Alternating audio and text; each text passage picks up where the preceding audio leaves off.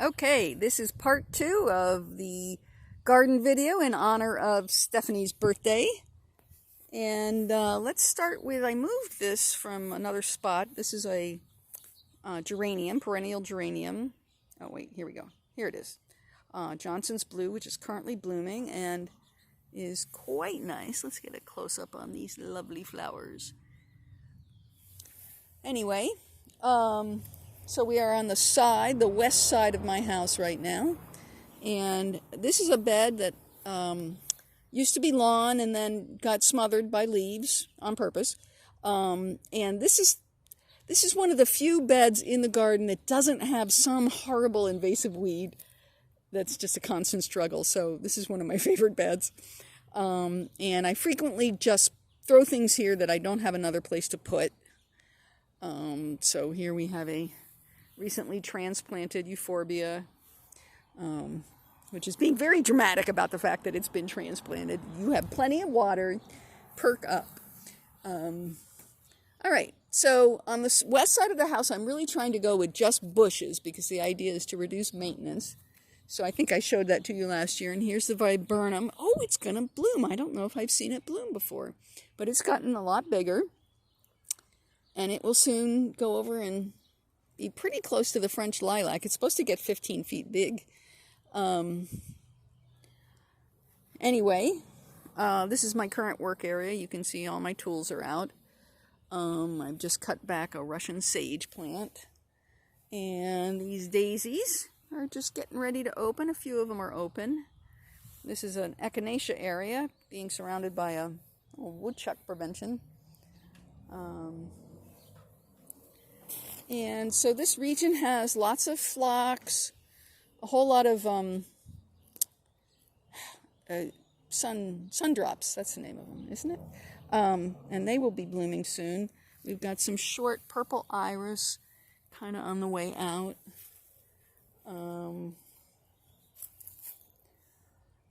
And some yarrow that's going to get to be very tall from my neighbor Mary Lou.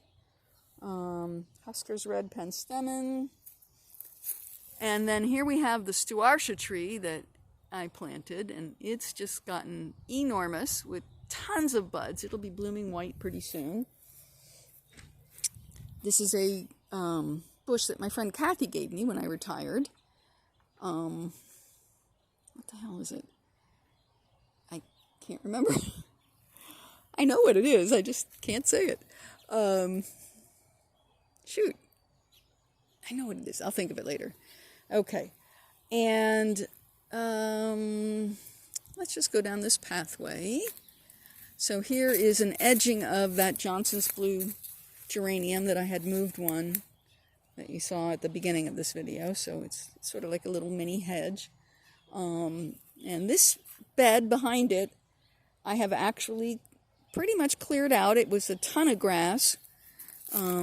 But I've got it in pretty good shape, so I'm going to be able to mulch it. Here's a nice little verdant yarrow plant. And, you know, I'm still trying to think of the name of that bush I can't think of, and I should just forget about it. All right, there's rhubarb here. I don't know if Steph has that in Minnesota. I guess not, because she wouldn't be there in time, but it's a very Minnesota kind of thing. And then here we have what last year we described as the hellscape, and it certainly is earning its name again this year. Blueberry bushes are flowering. I used to put a net over them, but I just gave up, and so now the birds can have the blueberries. That's fine.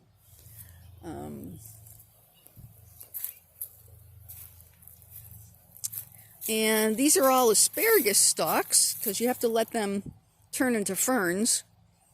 And I also just missed eating them. They grow like overnight, and if you don't come and get it, it'll be 2 feet tall or 4 feet tall or something.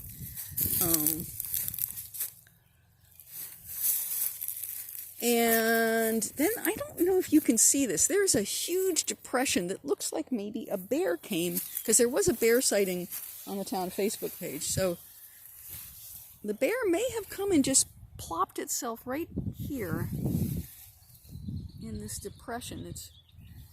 It's a large size, just big hole just smushed down plants. I don't know. I did not see the bear, but I suppose that could happen. All right, what else is going on around here? We have a bunch of what's called greater celandine, which is actually invasive, non-native, and so I'm going to be removing that as I can. But we have a native spice bush, that's this big thing, and that has gotten quite large. That's part of my bush plan to take up space. This is a cup plant, which is going to get quite tall. I tried to compost over it and dissuade it from growing, but it just pushed right through. And then this is a celandine poppy, which is native, and I've finally gotten them going. And they kind of look like the other one, so you have to know the difference, because the other one's non-native and needs to go. Here's a spirea bush back in the woods. So we're in my area that kind of feels like a park. I mean, a not very well cared for park. Low budget park. There's a path there. And I think I took you down this path last year because it goes to one of my beloved sycamore trees, which is getting quite tall. It does not yet have its distinctive sycamore bark. And then a willow that I also planted, which is impressively big. And we will go down the parkway. I love that's what I'll call it. I'll call it the parkway instead of the pathway. I don't know. I just love it winding a little bit and then having the shade. I moved a whole bunch of things out of the area where hopefully construction will happen. So a lot of those things came back here. It looks like they survived the move. This is a Japanese painted fern, which I just love. And I didn't know if it would transplant, and it did. And a bunch of celandine poppies got moved back here, along with something called Cimicifuga, which is this thing here that gets very tall. And we have a native plant trust in the area, and I got this meadow rue from them last year. It came back. A couple of their other things did not come back. And so this is my little birch grove with Canadian ginger. And let's just go see the elderberry. I showed that to you last year. There's the elderberry. And I'll show you where they put the no trespassing sign, which they have taken down, so my conversation worked. So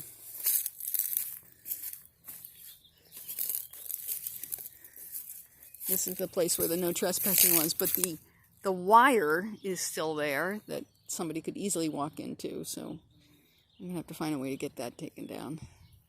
Not that anybody's walking there, but just in case they did. And I think that will conclude video number 2.